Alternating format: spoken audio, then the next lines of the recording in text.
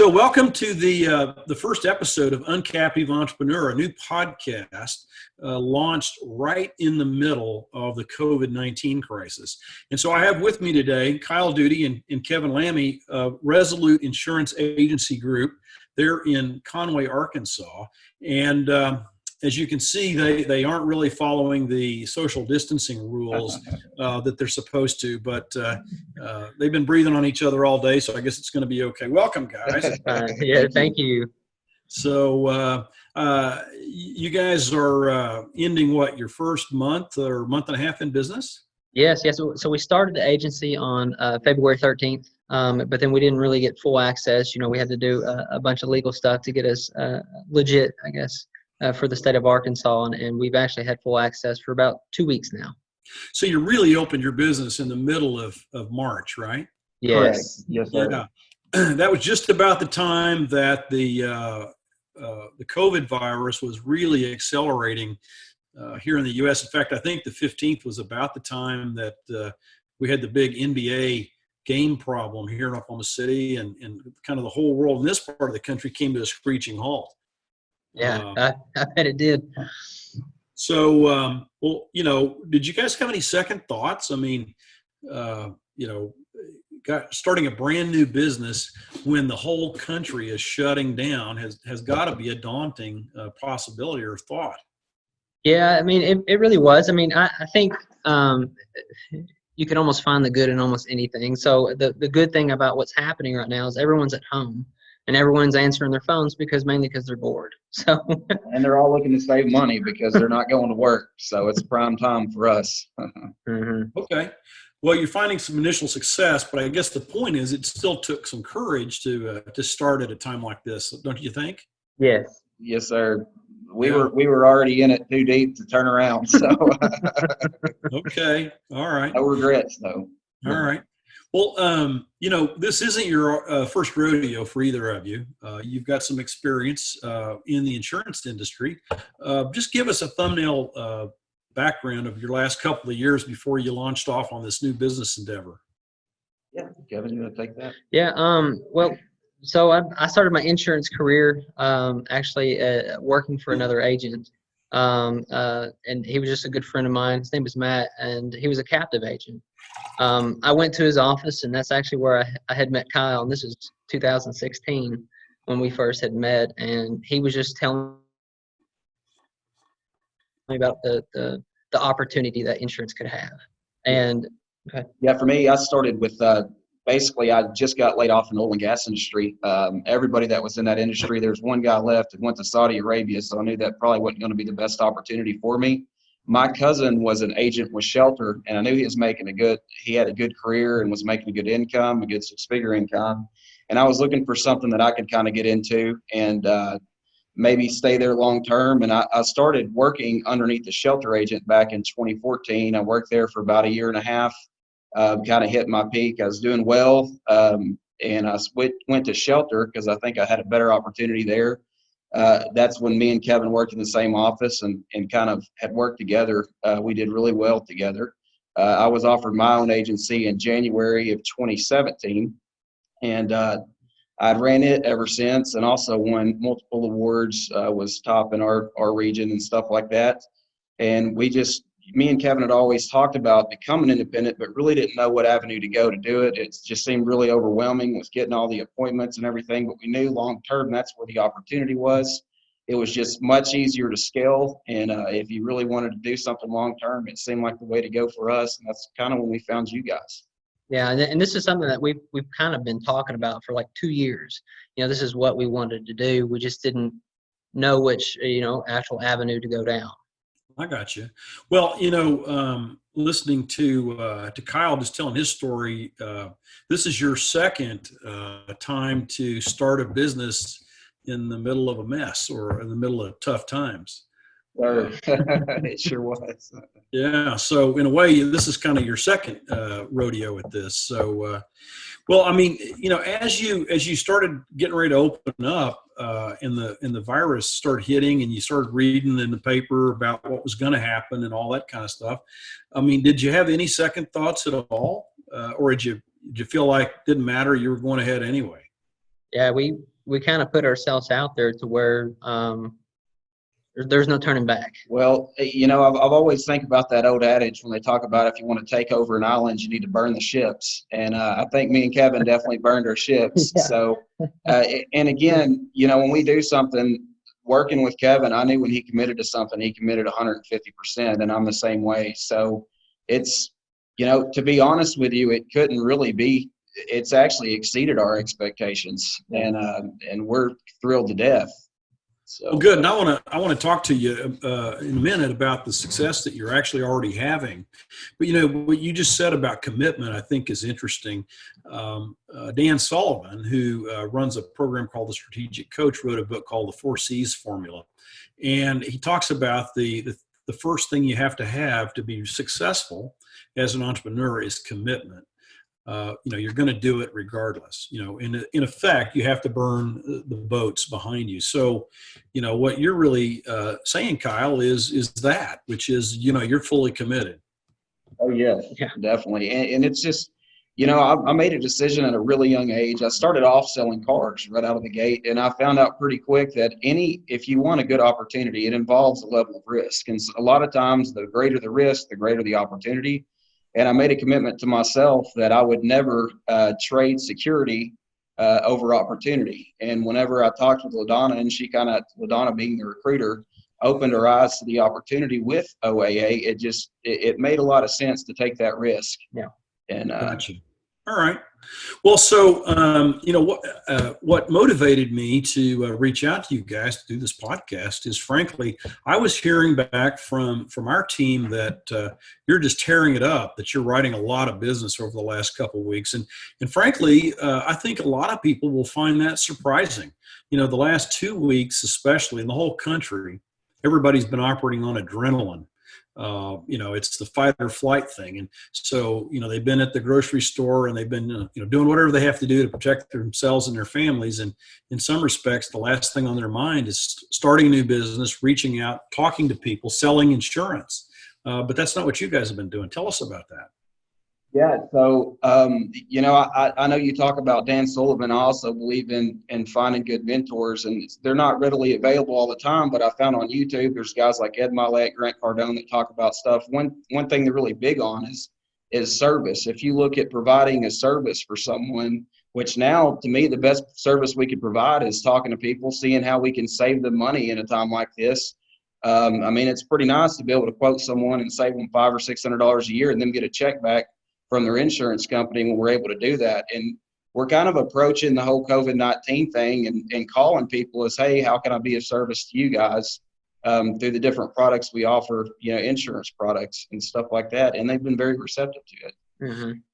Yeah. So tell us, when you're coming out with that kind of approach, are you meeting any resistance at all, really? Or anybody getting upset with you because you're calling them at a time like this?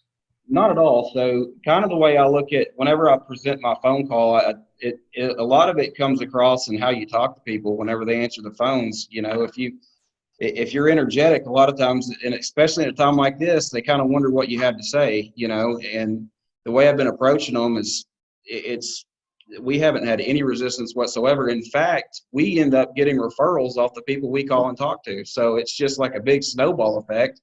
Once I save one person money or help them out and get them maybe a better company, better coverage, put money back in their pocket, we end up getting 2 or 3 more referrals. In fact, the problem we have now is we almost have so much to quote and not enough time in the day that me and Kevin are quoting insurance at 10, 11, 12 at night. So, wow, that's great.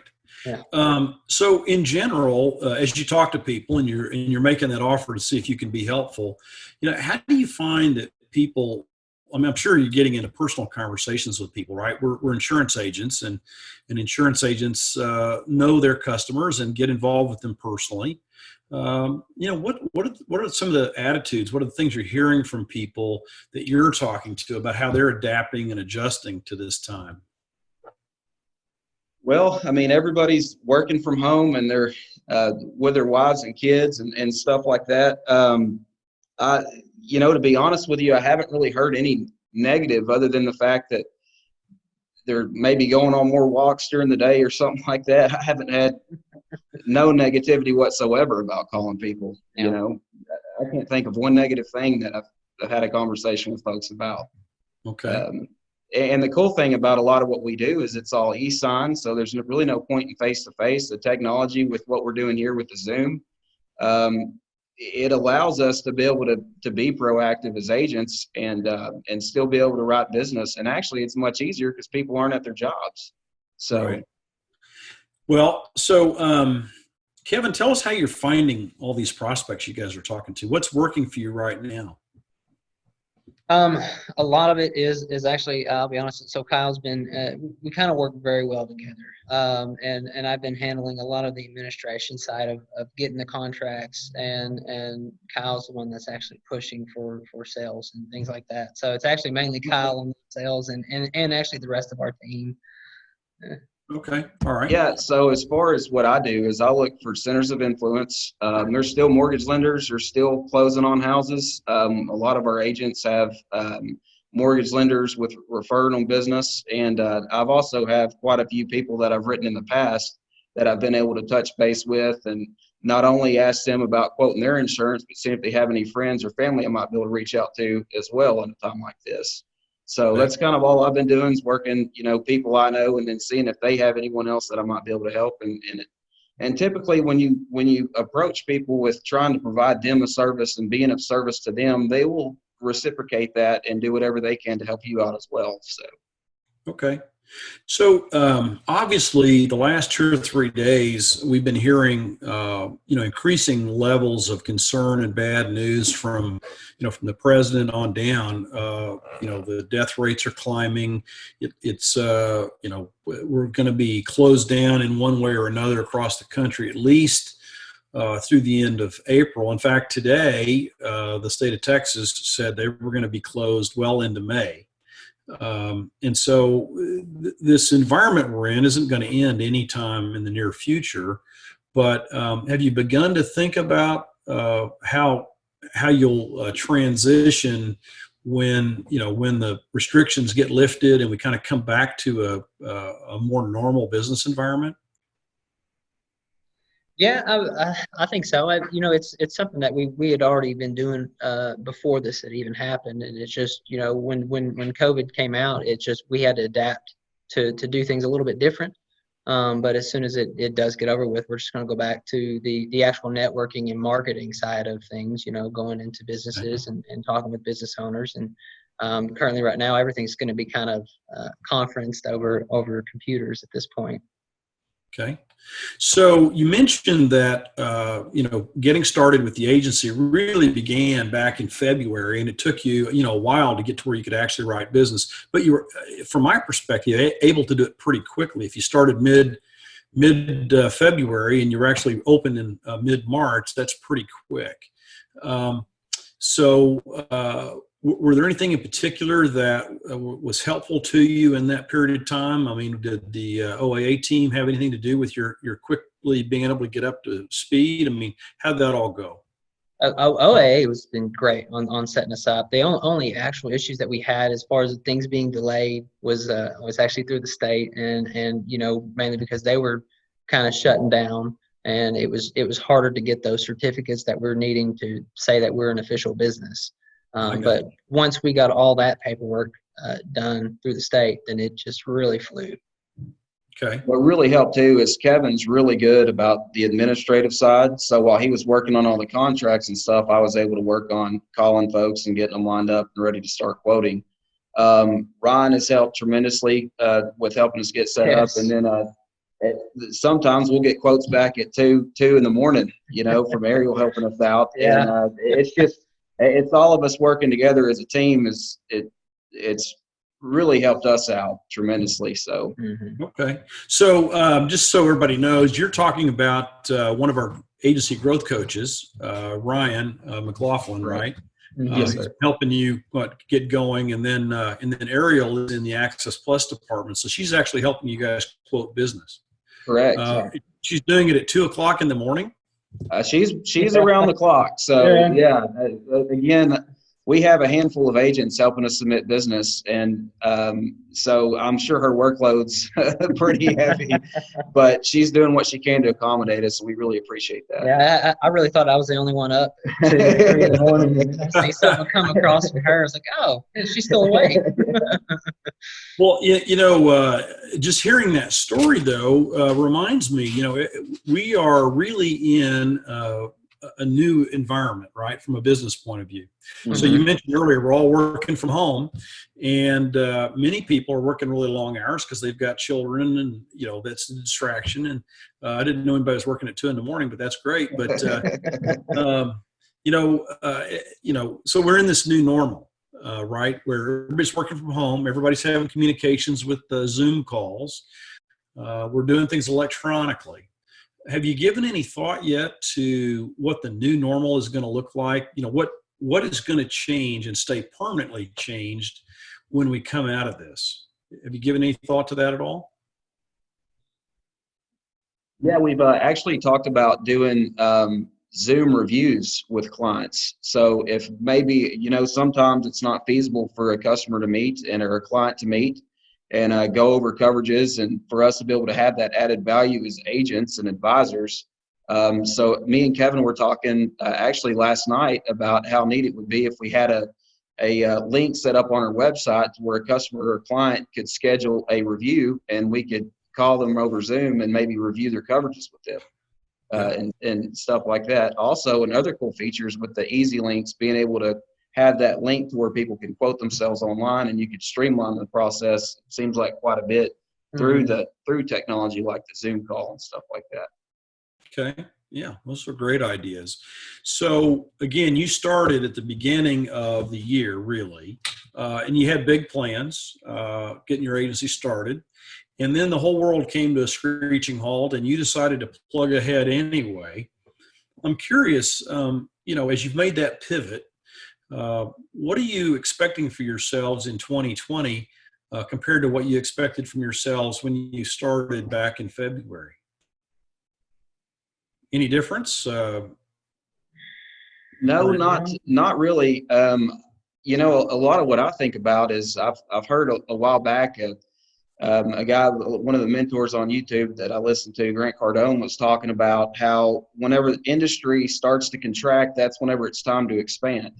And that's the way I look at it. When everybody else is maybe not making as many calls and shut up inside the house, that's whenever it's time for our agency to do whatever it takes to take over that market share and try to get them those clients. So that's kind of the plan, and it's been working. And the only thing I see is us growing more than we actually thought we could grow. So yeah, that's awesome. So as we entered into this, and it's beginning to look like we're going to have a period probably of months where the economy is disrupted, people's lives are disrupted, their focus is disrupted. No one really knows how long it's going to last, but it's clear it's not going to be over at the end of this month. In environments like that, most people want to sit tight. They don't want to make a decision. They don't want to make a move. They don't want to take a chance. They don't want to take a risk, especially the risk of starting a business, as you guys did. Do you have any advice for people who are trying to think about, gosh, is this the time to launch, or should I wait a year? What would you say based on what's happening with you right now? I think we even thought about that. Should we save up a little bit more money before we make this jump? And it was just for us, it was I felt like we would be missing an opportunity if we waited even longer. So it just we knew that this was the avenue that we had to go through. Yeah, in my mind, there's never the perfect time. There's a lot of people that take opportunity to the grave with them, and to be honest with you, it wasn't all me pushing us, and Kevin's kind of what pulled me over the ledge, and it was hard to walk away from a good opportunity to start a scratch agency, or a 6-figure opportunity to start a scratch agency. But long term, I really feel like we could have a bigger book of business than we had combined within our first year. Yeah.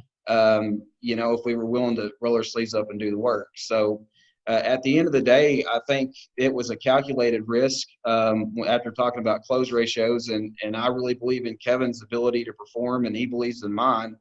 And we knew that there's no better time than now, so it might as well suit up and boot up and get to work. So. Okay. Well, I remember the three of us went to a Thunder basketball game a couple months ago, and you guys were thinking about this. I can't remember exactly when that was, but I remember being impressed with your enthusiasm and your motivation, and it's fun to see that, you know, you had the courage to keep going. I'm just curious, but you know, you joined OAA to do this. You decided to partner with somebody who could help you get started. And have you been pleased with how that's gone? Has it kind of met your expectations? Or are you feeling like it's really a useful thing that you did? I think it's already gone beyond my expectation of what I thought that we would do. And I think for what we've done in 2 weeks, I thought we would get done in a month. So it's and it's definitely just not just me and Kyle. It's definitely the whole team, and it's easy almost to get people to come with us because we already have a track record, and we lead by example as well. I think, to me, the best thing, it's a small price to pay signing up with you guys to be able to have all the resources that we have. Yeah. Like talking to Ryan telling me about how he's got a background in commercial. Me and Kevin come from a captive world, and a lot of captive agents are not very big in the commercial game, but when you see all the opportunity you're passing up because you're not able to help these businesses out. You know, you may insure their personal home and autos, but they might pay $100,000, $200,000 a year in premium on their business, and you don't have that opportunity because the captive world just doesn't have a market for it. And being able to switch over to you guys or sign up with you guys and have the mentorship and the resources to be able to help us educate ourselves. I mean, with the different online programs you guys have and the different people you have working for you, professionals you have working for you that are able to help us and are not only able to help us, but ready and willing to help whenever we give a call. It's very encouraging to have that as a resource. Mm-hmm. Well, I'm glad to hear that. And appreciate you saying so. As we wrap up, is there anything that you would share, not just for an insurance entrepreneur, but, you know, maybe there's somebody else out there that's listening to this podcast that's going to go into a different kind of business. It doesn't have to be insurance, but, you know, they're worried about what the future few months, maybe even, you know, 8 or 9 or 10 months or a year look like. Is there anything that you would have to say to them about, you know, how you look at it in terms of, you know, what should they do? Any advice for those folks who haven't yet made a plunge? Yeah. So, you know, I heard there's a guy named Ed Milet, and he said that entrepreneurship is the greatest self-improvement program with the highest compensation package attached to it. And, you know, to me, that it's 100% true. I mean, whenever you do something like this, if it's a calculated risk and you're confident in your abilities to do the job, then to me, it's a no-brainer. Sorry about that train in the background. Okay, thank you. So any last thoughts? Well, we're just happy to see what 2020 holds for us and where we'll be at 5 and 10 years from now, and just excited about the mentorship, really. Yeah. Well, good. Well, listen, best of luck to you guys. I'm going to recommend that you try this. There's this thing called social distancing, you know, where you kind of hold back from one another. And so when you get off this call, you please do that, because I want you to stay healthy so you can keep doing what you've been doing the last couple. We sure will. Okay? All right, we will. All right.